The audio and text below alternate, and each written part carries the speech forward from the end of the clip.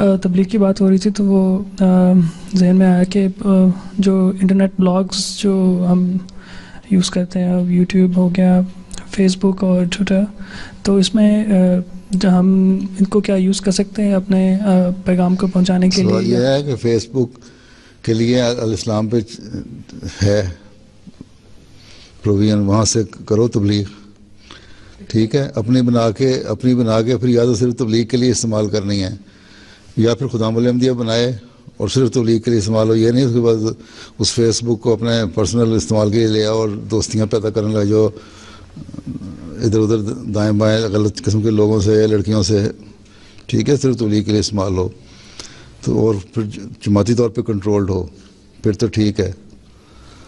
Twitter में सारे इस्तेमाल करते हैं, मैसेज आते हैं, लोग यहाँ बैठे होते हैं, खुतबा सुन रहे होते हैं, वो या कोई एड्रेस होता है तो साथ साथ ट्वीट करते जाते हैं, हैं जलसे पे बैठे होते हैं यूके में, वहाँ करते रहते हैं। तो इस्तेमाल तो लोग करते हैं अगर जो सही इस्तेमाल करने वाले हैं।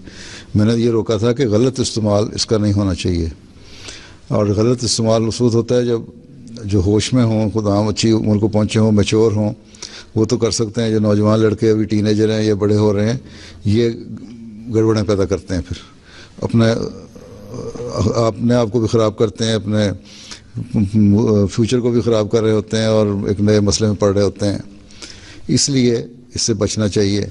अगर एक हद तक लिमिट के अंदर रहना है फिर जायज़ है, अदरवाइज़ नहीं।